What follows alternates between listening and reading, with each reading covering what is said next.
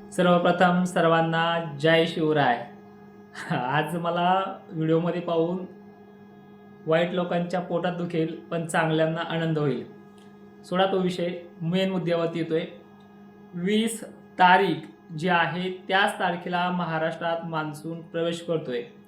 पण आता तरी घाई करू नका, कारण की 20-21 त्याला पूर्ण महाराष्ट्र व्यापू द्या. 22 पासून पुढे पेरणी योग्य वातावरण आहे. 20लाच वातावरण पूर्ण चेंज होऊन जाईल. आणि निगेटिव्हिटी जी करतायत त्यांना एक विनंती आहे, मागचे अंदाज चेक करा, त्यामध्ये आत्ताच्या वातावरणामध्ये काही फरक आहे का. परिस्थिती जी सांगितली पहिले तीच आहे, त्यामध्ये बदल नाही. पण बदल होण्या अगोदर 20 आणि 21ला 2 दिवस संध्याकाळपर्यंत धीर धरा. 22 पासून पुढे जेव्हा 2 दिवसात जेवढा पाऊस पडेल त्याच भागातल्या शेतकऱ्यांनी आपला जी काही पेरणीचा निर्णय आहे तो तुमच्या वैयक्तिक निर्णयावरती घेऊ शकता. पण महाराष्ट्रामध्ये येणाऱ्या रविवारपासून खानदेशमध्ये सुद्धा, खानदेशला तर 4 दिवस मराठवाड्यापेक्षा आपण उशिरा सांगतोय, पण खानदेशमध्ये सुद्धा सुरुवात करणार आहे. चांगली ओल जाऊ द्या. जे शासन निर्णय आहे त्या निर्णयाप्रमाणेच पेरण्या करा.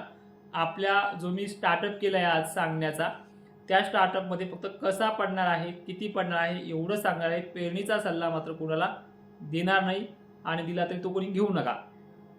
ज्या 2 दिवसापूर्वी ज्या सॅटेलाईटवरती यांना ढग दिसत नव्हते, ढग गायब झालते, मान्सून महाराष्ट्रामध्ये आला तरी पुढे चालून खंड पडत असतात, त्या खंडामध्ये सुद्धा ढग गायब होतात, म्हणजे तो मान्सून नाही आहे का. हा एक सरळ सरळ सवाल आहे. मान्सूनला कमी दाबाचा पट्टा निर्माण लागतो त्यावेळेसच तो पाऊस पडतो, आणि एक्झॅक्टली 20 तारखेलाच अरबी समुद्रामध्ये मोठा कमी दाबाचा पट्टा बनतोय. त्यामुळे 20 तारखेपासून पुढे महाराष्ट्रात प्रवेश करायला, महाराष्ट्र पूर्ण व्यापायला हे जवळपास 2 दिवस तरी घेऊ शकतो. म्हणजे 20-21ला महाराष्ट्रामध्ये पावसाची जी काही सुरुवात आहे ती होणार आहे. 20 तारीख काही भाग असे आहेत तिथे स्थानिक स्वरूपासारखा पाऊस पडू शकतो, म्हणजे बरा आहे पण पडू शकतो. त्यामध्ये बीड जिल्हा आहे, थोडेफार धाराशिवचे भाग आहेत, थोडेफार जालना, छत्रपती संभाजीनगर आहे, जळगावमध्येही मोजक्या ठिकाणी उष्णतेमुळे हा पाऊस पडू शकतो. सोलापूरमध्ये तुरळक ठिकाणी पडू शकतो. बीडमध्ये काही ठिकाणी हा 20 तारखेला सुरुवात करणार आहे. धुळे किंवा जळगावच्या पश्चिम भागात मेघगर्जनेसह पडू शकतो, पण व्याप्ती कमी आहे. पहिल्या दिवशी ही सुरुवात करणार आहे, त्यामुळे काही गडबड करू नका.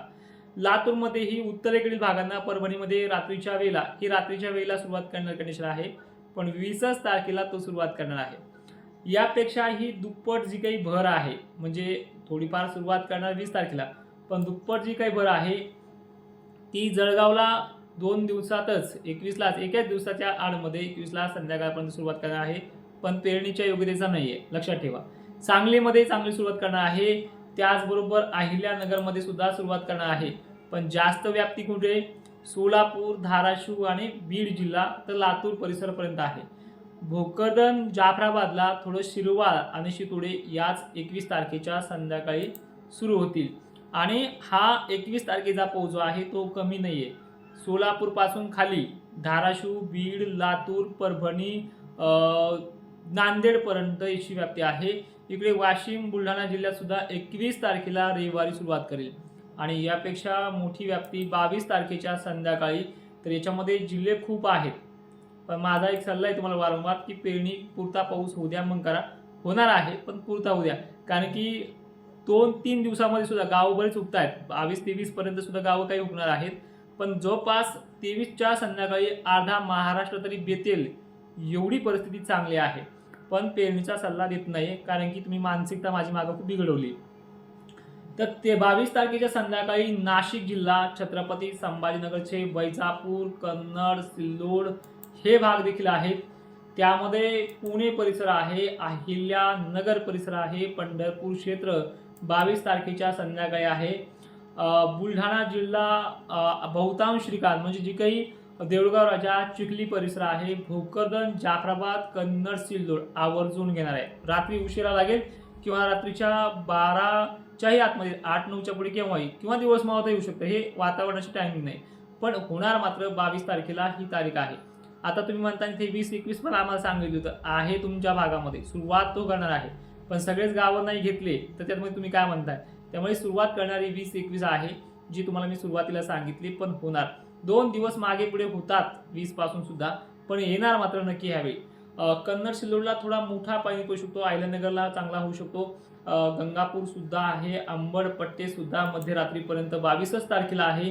पहाटेपर्यंत परभणी जालन्यातला बहुतांश भाग आहे, नांदेड आहे, इकडे अकोल्यापर्यंतच्या दक्षिण भागापर्यंत मजल आहे, वाशिम जिल्हा सुद्धा याच्यामध्ये आहे, बीड बऱ्यापैकी म्हणजे खूप आहे, जो कडाष्टी सर्कल सुद्धा चांगली घेणार आहे.